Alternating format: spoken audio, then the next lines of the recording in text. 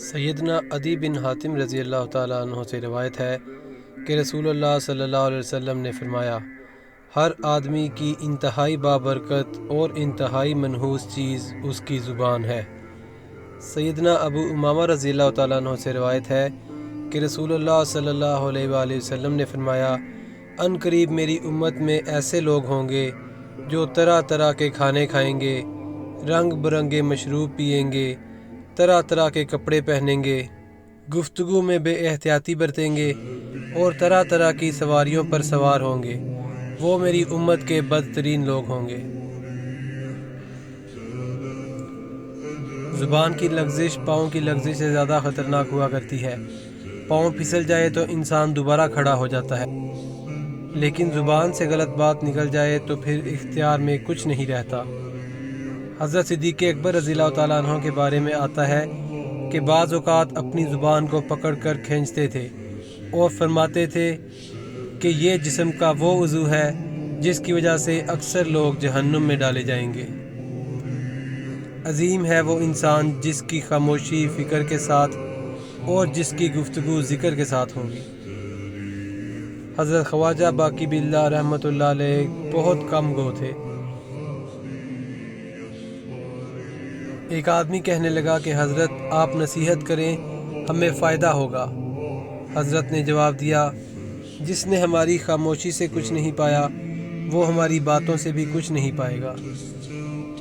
بندہ ایک کلمہ زبان سے نکالتا ہے اور اس کے متعلق سوچتا نہیں، جس کی وجہ سے وہ دوزخ میں اتنی دور پھسل کر گرتا ہے جتنی مشرق و مغرب کی دوری ہے۔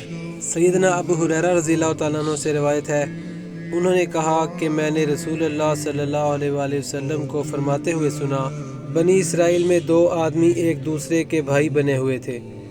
ان دونوں میں سے ایک تو گناہ گار تھا اور دوسرا عبادت میں کوشش کرنے والا تھا۔ عبادت کی جد و جہد میں لگے رہنے والا ہمیشہ دوسرے کو گناہ کرتے ہی دیکھتا تھا۔ ایک روز اس نے اسے کوئی گناہ کرتے ہوئے پایا تو اس نے کہا کہ اس گناہ سے رک جاؤ، تو گناہ گار نے کہا کہ مجھے میرے رب کے ساتھ چھوڑ دو، کیا تم مجھ پر نگران بنا کر بھیجے گئے ہو؟ اس نے کہا کہ اللہ کی قسم اللہ تمہاری مغفرت نہیں کرے گا، یا یہ کہا کہ اللہ تمہیں جنت میں داخل نہیں کرے گا۔ چنانچہ ان دونوں کی روحیں قبض کر لی گئیں اور وہ دونوں رب العالمین کے ہاں جمع ہوئے۔ تو اللہ نے عبادت میں کوشش کرنے والے سے فرمایا، کیا تو مجھے جانتا تھا، یا جو میرے ہاتھ میں ہے تجھے اس پر قدرت حاصل تھی؟ اور پھر گناہ گار سے فرمایا، جاؤ میری رحمت سے جنت میں داخل ہو جاؤ، اور دوسرے کے متعلق فرمایا، اسے آگ میں لے جاؤ۔ ابو ہریرہ رضی اللہ تعالیٰ عنہ کہتے ہیں، اس ذات کی قسم جس کے ہاتھ میں میری جان ہے، اس نے ایسی بات کہہ دی جس نے اس کی دنیا و آخرت تباہ کر کے رکھ دی۔ سیدنا ابو ہریرہ رضی اللہ تعالیٰ عنہ سے روایت ہے کہ ایک آدمی نے عرض کیا، اے اللہ کے رسول، فلاں عورت کثرت سے نماز، روزہ اور صدقہ کرنے میں مشہور ہے، لیکن وہ اپنی زبان سے اپنے پڑوسیوں کو سناتی ہے۔ آپ صلی اللہ علیہ وآلہ وسلم نے فرمایا، وہ جہنمی ہے۔ پھر اس نے کہا، یا رسول اللہ، فلاں عورت نماز، روزہ اور صدقہ کی کمی میں مشہور ہے، اور وہ صرف پنیر کے چند ٹکڑے صدقہ کرتی ہے، لیکن اپنی زبان سے اپنے پڑوسی کو نہیں سناتی۔ آپ صلی اللہ علیہ وسلم نے فرمایا، وہ جنتی ہے۔ سیدنا ابو ہریرہ رضی اللہ تعالیٰ عنہ سے روایت ہے کہ ہم رسول اللہ صلی اللہ علیہ وسلم کے ساتھ جا رہے تھے، بس دو قبروں پر ہمارا گزر ہوا۔ رسول اللہ صلی اللہ علیہ وسلم کھڑے ہوئے، ہم بھی آپ صلی اللہ علیہ وسلم کے ساتھ کھڑے ہو گئے، بس آپ صلی اللہ علیہ وآلہ وسلم کا رنگ متغیر ہونے لگا، یہاں تک کہ آپ صلی اللہ علیہ وآلہ وسلم کے کرتے کی آستینیں کانپنے لگیں۔ ہم نے عرض کیا، یا رسول اللہ، کیا بات ہے؟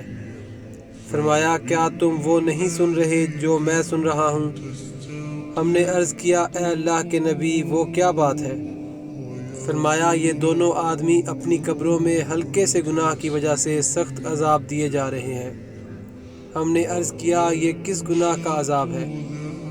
فرمایا ان میں سے ایک تو پیشاب کی چھینٹوں سے پرہیز نہیں کرتا تھا اور دوسرا لوگوں کو اپنی زبان سے تکلیف پہنچاتا تھا اور ان میں چغلخوری کیا کرتا تھا۔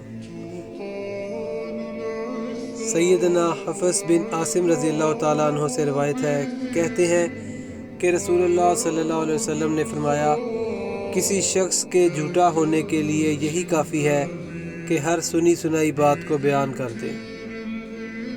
امام مالک رحمۃ اللہ علیہ نے فرمایا، جان لو کہ جو شخص ہر سنی سنائی بات کو بیان کر دے وہ غلطی سے محفوظ نہیں رہ سکتا، اور نہ ہی ایسا شخص کبھی امام بن سکتا ہے، اس حال میں کہ وہ ہر سنی سنائی بات کو بیان کر دے۔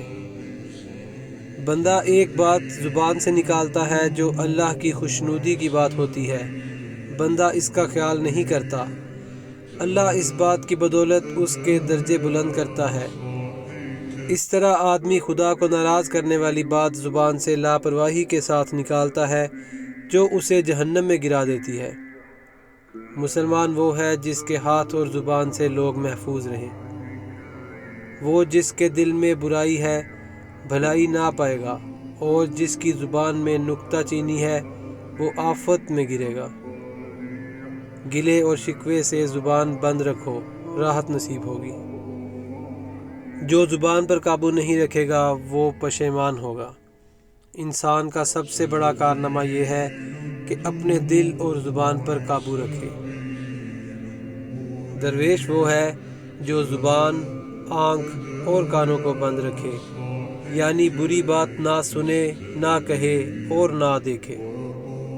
انسان کے منہ میں جان کی دشمن زبان ہی ہے۔ اگر جان کی سلامتی درکار ہے تو زبان کی حفاظت کرو۔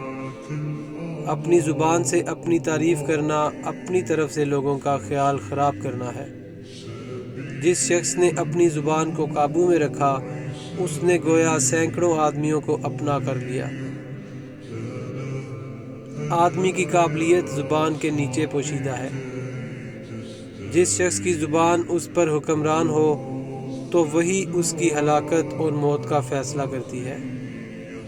جب تک کوئی بات تیرے منہ میں بند ہے تب تک تو اس کا مالک ہے، جب زبان سے نکل چکے تو وہ تیری مالک ہو گئی۔ جب زبان اصلاح پذیر ہو جاتی ہے تو قلب بھی صالح ہو جاتا ہے۔ جو بے جا زبان کا استعمال کرتا ہے ہمیشہ خطا کھاتا ہے۔ سب سے مشکل کام زبان کو اپنے قابو میں رکھنا ہے۔ دنیا میں ایسے لوگ بے شمار ہیں جو اپنی زبان کی وجہ سے ذلیل ہوتے ہیں۔ لوگ دلوں کو نہیں بلکہ زبان کو دیکھتے ہیں، اس لیے ہمیشہ زبان سے اچھا کلام کرو۔ امن چاہتے ہو تو کان اور ہاتھ استعمال کرو، لیکن زبان بند رکھو۔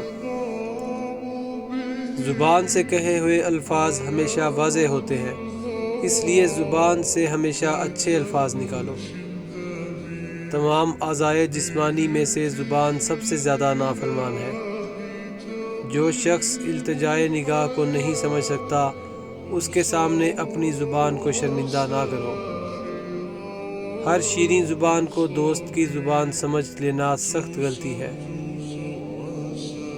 سچائی یہ ہے کہ جو دل میں ہو وہی زبان پر آئے۔